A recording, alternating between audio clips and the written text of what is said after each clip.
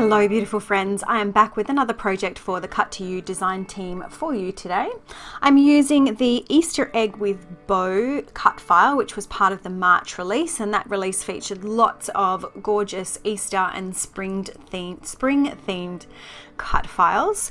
I'm also using a collection from Paper Rose called Spring Blessings, and what I've shown you there is off camera I have gone ahead and backed this cut file using some fringed paper strips from that Paper Rose collection. Now if you are interested in a quick little tutorial on how I created that backing, let me know down below in the comments and I will add it to my list of tutorials to record and upload for you. I am starting off by just lightly tracing in pencil where that large Easter egg cut file is going to sit on my page, and then I've added some gesso behind it because I'm going to come in with a little bit of mixed media in just a moment.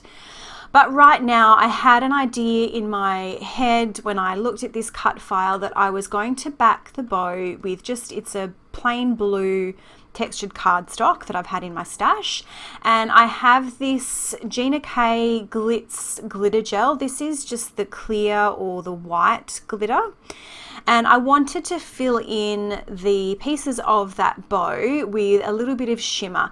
I've used the gold Glitz Glimmer Gel. I think it's called Glitz Glimmer Gel. I've used that on projects before and I really love it, but I've never done anything quite like this before. I've always pushed it through a stencil, so this is a new way of trying this. And you can't really see it unfortunately on camera or in the close-up photos, but in real life it does give a really beautiful glittery shimmery shine to the inside of that bow. Unfortunately on camera that's just showing up as a bit of a sandy gritty texture, but I promise you in real life it does look quite different. And the reason that I'm using my fingers here is just because I didn't want to get it onto the cut file, and I'm not savvy enough with a palette knife to be able to get it in the right places using the palette knife without getting it everywhere. So I've popped that aside to dry, and now the gesso on my background page is dry. I will just mention that I'm using some textured basil cardstock. It's a polka dot texture. I have, I think, maybe about a dozen sheets of this sitting in my stash, and I've got some different textured cardstock, white cardstocks, and I do hoard them a little bit because they are quite difficult to find now. But every now and then I like to bring them out just for something different, because I am a big fan of I think we just saw another little hand with a paintbrush coming in then. I am a big fan of my white backgrounds, but it is nice to change it up sometimes and add some different textures and some different patterns. So for the mixed media, because I do have the white cut file that will be sitting on a white background, I want to create a little bit of difference so that cut file doesn't get lost in the background. And in order to do that, I am using my Distress Oxides. I've got two Distress Oxides that I've used here, Scattered Straw and Speckled Egg, which is a pretty new one. And I'm just adding some of that using a paintbrush, and as you can see, I'm not really going too far outside of the pencil line that I've drawn, because I really just want to create a little bit of a shadow that's going to sit behind where that egg pattern is going to go. And then just to finish it off and to help that mixed media blend into the background a little bit more, I'm coming back in with some more pigment on my brush again, and I'm adding just a few splatters in that speckled egg, and then I will come back in just a moment with the Scattered Straw. And what I'm using here is just a glass plate. It's something that I got that was super discounted at a homewares store, and yeah, it's really handy. Because I don't have a glass media mat, I don't think I would use it enough, but having that glass plate there just helps me when I'm creating, or when I want to mix mixed media.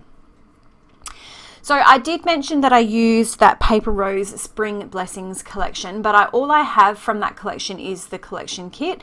And you can see just off to the top right there, I did sit down and fussy cut a bunch of elements out from some of the papers. But I wanted to bring in some extra pattern papers and some extra colors for my photo mats. So I just had a quick dig through my stash of 6x6 and 6x8 paper pads, and I grabbed a couple of extra pattern papers out. So I have the yellow one, that yellow chevron, which I've put layered behind my photo. This piece of patterned paper with the blue foliage is from the Paper Rose collection. And as you can see, I'm creating a vertical mat behind my photos this time. I do have these branding strips, which came off some of the 12 by 12 papers from the Paper Rose collection. And I want to make use of those to build up those vertical layers. So what you probably see me do quite a bit is layer around all four sides of my photo. But what I'm referring to here when I'm talking about creating a vertical layer is I'm just going to layer it up on the top and the bottom of my photo and leave the sides just with the single pattern paper photo mat behind them. That sort of ties in well with the design, I think, and also because I did make my cut file really quite large, I don't have a whole lot of room on the right hand side of my page for photo layers. And yeah, it's something a little bit different, and I think visually it's quite appealing. So this was a teeny tiny little strip of patterned paper that I had, and I've just trimmed that down. And now I am measuring up my photo because I wanted to add a softer layer behind the photo mats, and I'm using some vellum, which I have in my stash. So I was just measuring the photo to get the dimensions so that I can cut that vellum down to the right size. And again, I haven't, sorry, I'm having trouble with my words again. That vellum is just it's a square, and it's just going to sit behind the photo and a couple of those layers, so it's not extending all the way out. Now, because I've used the fringing to back, the fringed paper strips to back my cut file, there is quite a lot of dimension in that cut file once I've glued it down or adhered it down to the page. So I know that I need to add something quite chunky behind my photo to allow it to both stand out against the page and so that it sits up next to the cut file. So I have some cardboard packaging, which I don't even remember what that came from. I've got a huge stack of it. It was something that I bought quite a few of. So I've got a huge stack of that thick cardboard, and I keep that nearby, and I use that when I want to add dimension. I haven't purchased the adhesive foam for quite a long time, and I don't think I will be repurchasing any of it because I want to sort of make use of as many things as I can and reduce the amount of wastage that happens in my scrapbooking, this little hobby. So now I'm ready to adhere this down onto my page. I'm adding just some double-sided tape, and I'm making sure that I'm adding lots of that double-sided tape because I do want to have it stick down really nice and firmly.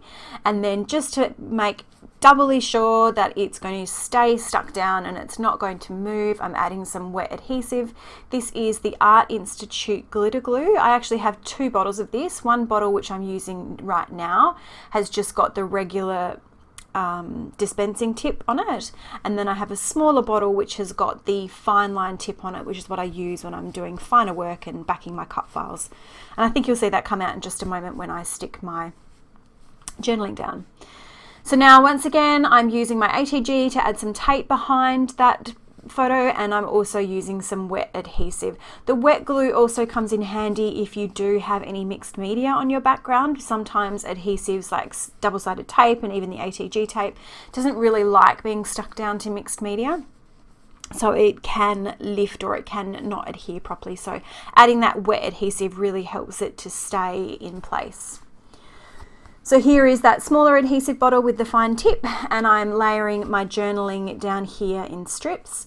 Now, when I was getting the cut file ready in my Silhouette Studio software, I did have a play around with creating a bit of a virtual design for this page. And it was somewhere close to this point in the creation of the layout that I had the sudden realization that I had completely forgotten to allow space or to consider space for what for me is an essential element for a layout. And that's a title. So I hadn't even really thought of a title for this page. I did, while I was working on these little embellishments, I was sort of racking my brain thinking, what title could I use? Where could I place it? What kind of thickers, and I think at some point I do go off camera and I have a look through my alphabet stickers and just see if there's anything that will work. But I decided that nothing that I thought of doing would work well with the way that I have this page laid out. So I decided to skip the large title, but I will come in shortly with a little word strip that just says Easter Sunday. And so that's going to be the title for this page because this photo was taken on Easter Sunday. It was my son's first Easter, and that's just a quick little story that I'm documenting there about that. We had an Easter egg hunt going on, but of course he was only, I think, less than 6 months old at that point, so there was no Easter egg hunting for him. So my embellishing for this page does stay really, really simple because that cut file takes up a huge amount of real estate and it is quite detailed. Although the cut file is not detailed, the backing, using the fringe backing, does create such a huge visual element on the page. So I didn't want to overwhelm the rest of the page by adding too many embellishments or too many large clusters. So I toyed with the idea of creating a cluster on the top right of the photo, but that doesn't really work. So I decided to just balance out the layout. It's quite bottom heavy and definitely heavy to the left hand side. So I'm just balancing that out by creating a really small cluster here at the top right of my page. These are some of the elements that I had fussy cut out from one of the pattern papers. There were these 2 balloons. So I'm adhering the balloons to each other, and then I'm going to come in just a moment with this sweet little bird, and I'm going to stick that over the top. So once again, adding some wet adhesive. And then my word strip title is going to nestle in with that little cluster there. Off camera, I do come in as well with a whole heap of Nuvo drops.